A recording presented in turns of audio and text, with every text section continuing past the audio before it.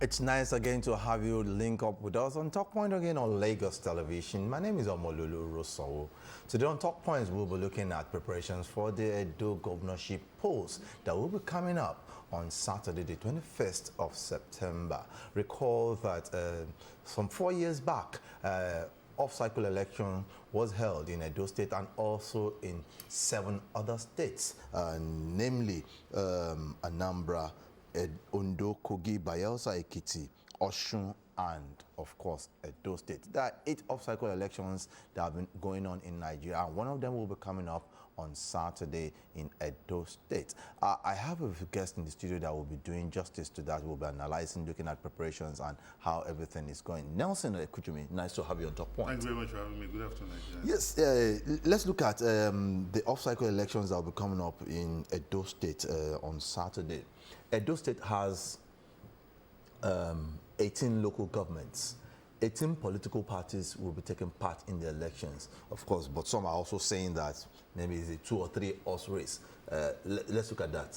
Yes, actually, it's a 2 horse race, if you ask me, because I've monitored the campaigns as well as the political firmament in Edo State, and I can tell you it's between the 2 major political parties. The 3rd political party that could have given them a run for their money, if you look at the turnout at its programs, you know, definitely it's still very far from the You mean the Labour Party? Absolutely, yes. It's very far from the people. The people are not yet endeared towards that party. Those other 2 parties, the APC and the PDP, that are firmly entrenched in our democratic space, are going to hold sway and determine where the pendulum will swing on Saturday. But most importantly is that before the elections, we have seen the campaigns, and we have seen violence occurred in some of the campaign venues, of which the police, that even resulted in the death of a policeman and injuries to so many others, as well as destruction of properties. And the police have swung into action. They have arrested some persons, of which the police are yet to come and tell us the reasons for the arrest, but we are told that it has to do with ongoing investigation.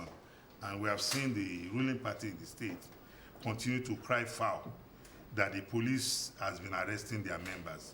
And for some of us, we are concerned that this is a country that is governed by laws. If your members have been arrested by the police, you know what to do to secure their release. It's for you to go to court to seek the enforcement of their fundamental right.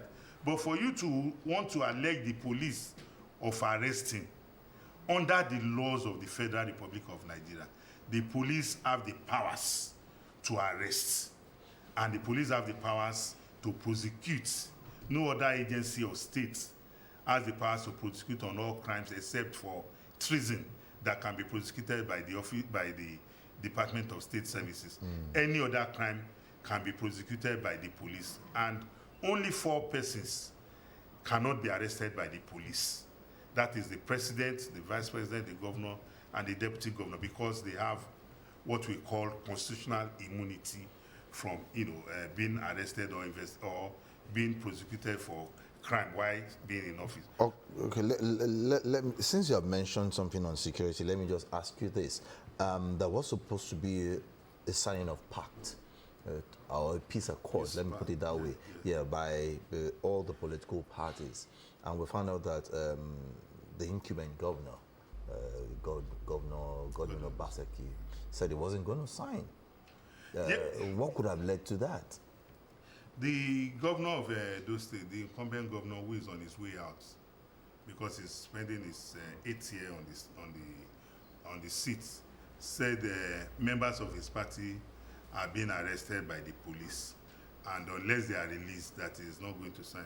In as much as we recognize that signing the peace accord is a symbolic, gesture to send a message out there to the public that, look, as a party, we are committed to peaceful conduct of this election. But if you have decided not to be part of that symbolism, it means you are sending a clear message to the people of Edo State as well as the whole world that you don't believe in peace. But I'm confident that whatever you believe in outside of peace, the Nigerian security agencies will do the needful. Because if you conduct yourself in a way outside of peace, then you'll be running foul of the law. And the security agencies are mandated by law to maintain law and order.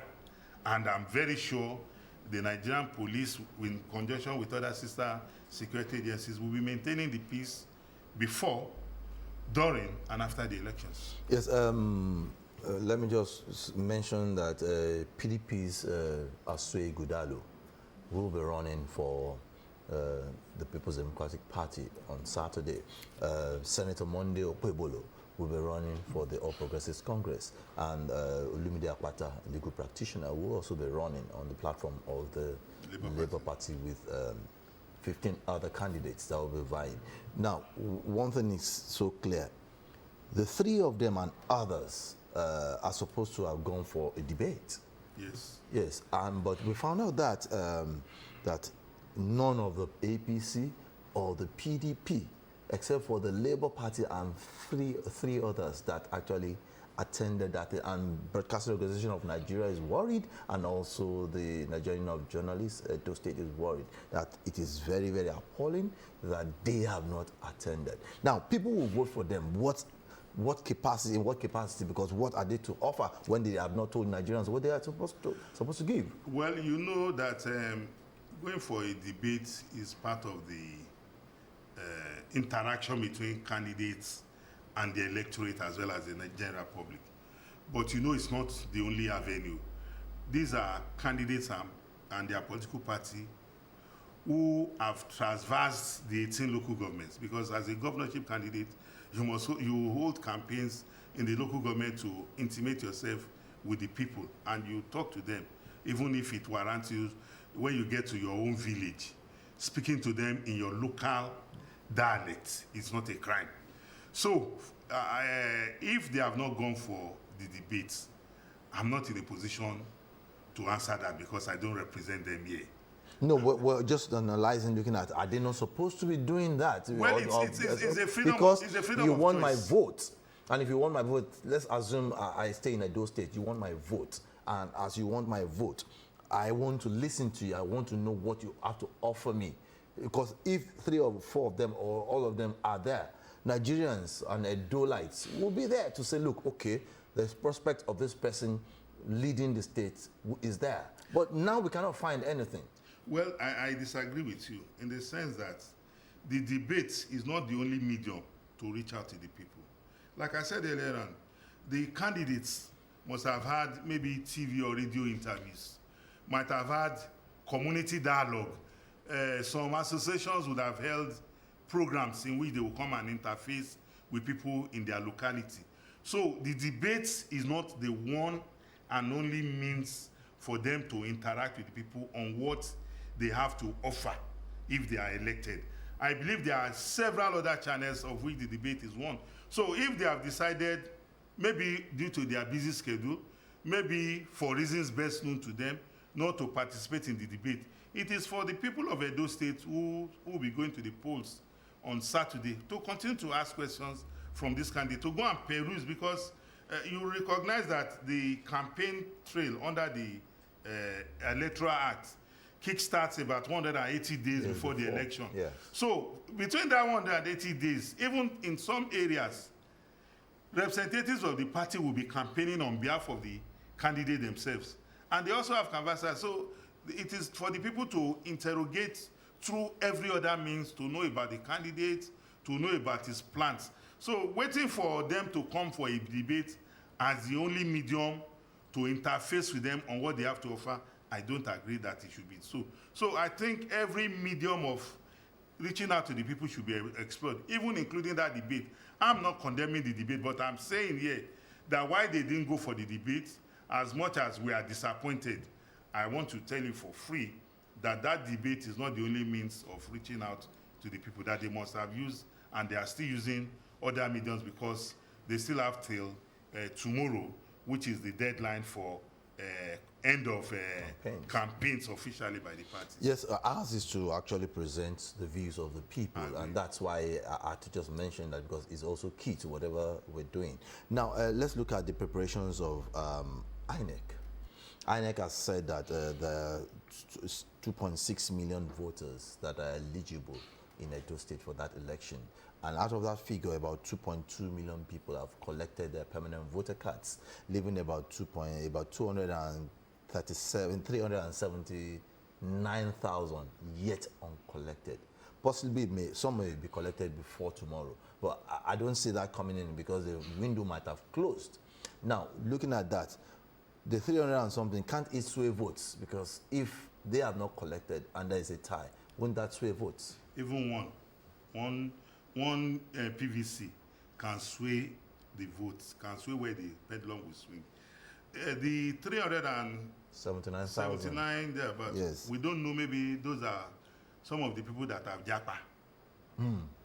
We don't know, maybe some of them are late. We don't know, maybe some of them have relocated. We don't know, so many things can account for those who have not collected. But so far, I'm aware that INEC collection of PVCs ended on Sunday. That was the deadline. Because INEC conduct as an institution is guided by laws. The Electoral Act. Electoral Act as well as INEC provision. So there are laws guiding what INEC does and what it does not do. INEC, I'm aware, has interfaced with the political parties. They have given them copies of voters' registration for each of the local governments. What I'm sure INEC has not given them now is the number of PVCs collected because the PVC collection still extended till Sunday. So INEC has assured them, INEC is distributing materials, and before they distribute materials, the party representatives must be present. Then they have distributed the non-sensitive materials. Between today and tomorrow, the sensitive materials will be distributed in the presence of party agents, observers, security agents, and the media. So those materials, it's to show you the transparency of the process. So INEC presently has shown the capacity and capability to be professional and unbiased in the discharge of its functions because it is carrying everybody along. That is why, as we speak, none of them has come out to say, oh, materials were taken to X place, I don't know about it.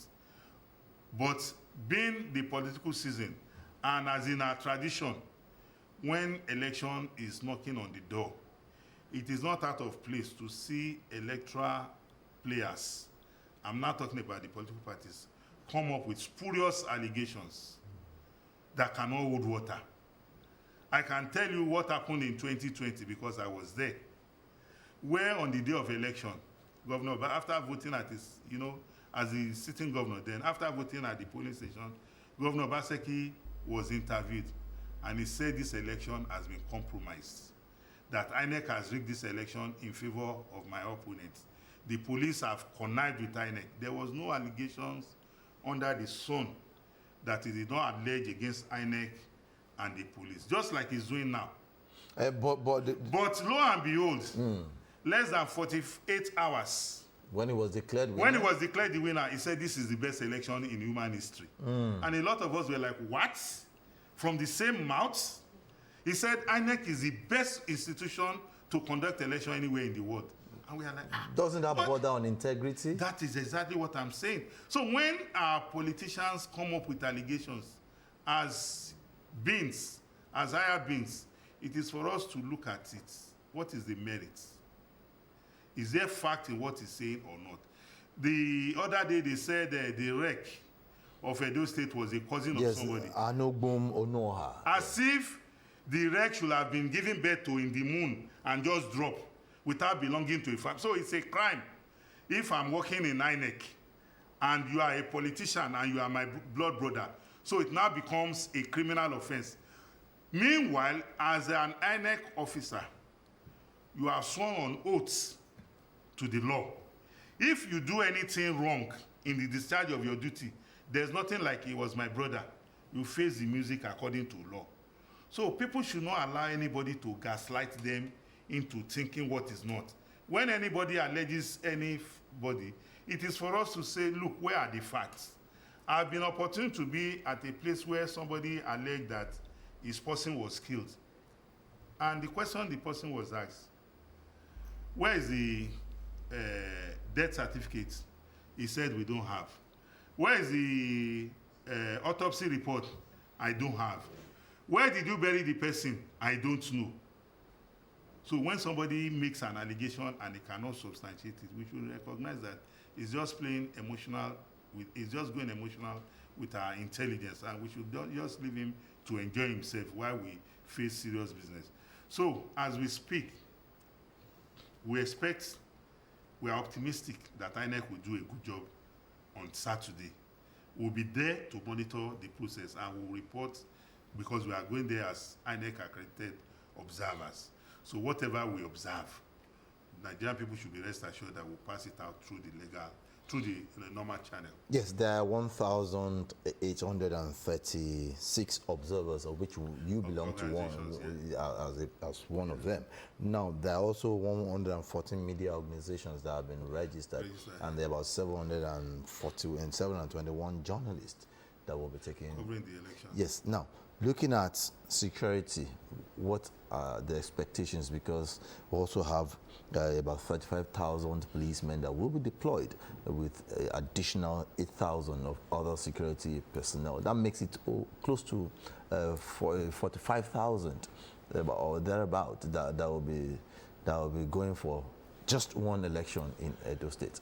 Well, it's sad that when we conduct our elections, it's like we are going to war, because you want to ask yourself, what are you going to do with 35,000 to police an election, which is supposed to be a festival of the voters, where people are supposed to just go to the polls, put their thumb on a paper, put it in a box, stay somewhere and watch. At the end of the day, when it's counted, the winners should celebrate, while those who have lost should go home thinking that, look, come another 4 years, we'll do better.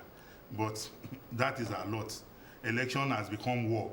And we should not also forget that the governor of Edo State has openly said that the election will be a do-or-die affair. And if you look at the violence that has trailed the campaigns, the pre-election, it is not out of place that the security architecture will be upscaled. So you can expect very tough security deployment. But in the past elections that we have seen, you will see that the security deployment is done in a professional way, such that you won't see security operatives in your face like we used to see in those days. Then they'll keep their distance. They will keep their distance. You will see motorized patrols, so as to serve a message to, look, if you have, unleashed violence on the people before election, be rest assured that you will meet your Waterloo if you try it today. So I expect that security for this election will be top-notch, because even the National Security Advisor has been alleged, of which he has promised to take legal action. So I don't expect that the security will be a child's play, because some gladiators in this election have shown that by their utterances that they are not ready for peace. But the peace and tranquility of Edo State is greater than their own. So the security agencies have a responsibility under the Constitution of the Federal Republic of Nigeria to ensure that peace reigns on Saturday, that the people of Edo State can come out without fear or favor to cast their votes for the candidate of their choice. I'm optimistic about that. Yes, as we round up, there's something that baffles me and, of course, many Nigerians. We're yet to see prosecution of electoral offenders, and we are yet to see situations where utterances made by politicians, just like you said now, that you alleged that Governor Basaki says it's a do-or-die affair. It's in the papers. Now, if that is the situation and things happen, shouldn't there be prosecution? Because we have not seen anybody prosecuted, and people seem to get away with whatever they do. Well, I agree with you that the level of making people face the law for electoral offenses is very low. There have been prosecutions, I can tell you for free. Electoral officers who were involved in electoral brigandage were all have been sent to jail. If you look through the information available on the media space, we have seen electoral offenders punished, but it is not enough. We are not doing well in that regard. We can do better, because the essence of punishing offenders is to serve as a deterrent, to make people realize that this is a wrong that has been done and this is the consequence that follows.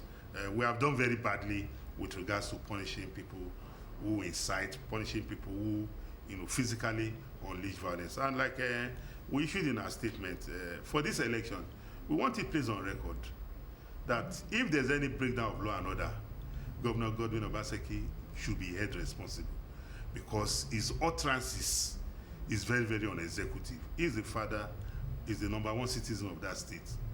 And no matter the situation, he's supposed to embody peace, because it is only in an atmosphere of peace that people can go out and vote. It's only in an atmosphere of peace that people can do their business. But when you, as the father, tell your children that there will be war in this house, the children will run out. All of them will be afraid to come into the house that, we don't know what our father is planning. He has told us that there will be war in this house. I don't want to go there so that the man doesn't cut off my head. So that is exactly what Governor Godwin Obaseki has done with regards to this election. So won't that affect the election? There's the likelihood that it will affect the turnout of voters. And we have been crying loud about low turnout of voters. So it's a sad development for us, that while we are trying to encourage and deepen our democracy, somebody who is entrusted by law to protect the same institution is abusing it. So it's unacceptable, and that's why we must condemn it. So Governor Godwin Obaseki, we have issued a statement and we have told the whole world, by his utterances, by his conduct, Governor Obaseki will be held responsible if there's any breakdown of law, because he has made it clear. Okay, yes, I think that's the size of our package today. We can't go further than that. I want to believe that law and order will prevail in Edo State as they prepare for elections on Saturday. Every stakeholder, everybody involved should ensure peace and tranquility so that there can be development. I want to thank you so much, Nelson, for being part of Talk Points. Thank you for having me. It's a pleasure. Yes, on that note, we have come to the end of Talk Points. 767 and 112 are still the lines. So call in times of emergency, stay out of trouble, ensure that you do what is good so that Lagos and indeed Nigeria can get better. I am Omololu Rosan, saying bye-bye. The views expressed on this program do not represent that of the producer, management of Lagos Television, or the Lagos State Government. They remain the perspectives of those expressing them. Thank you for staying with Lagos Television.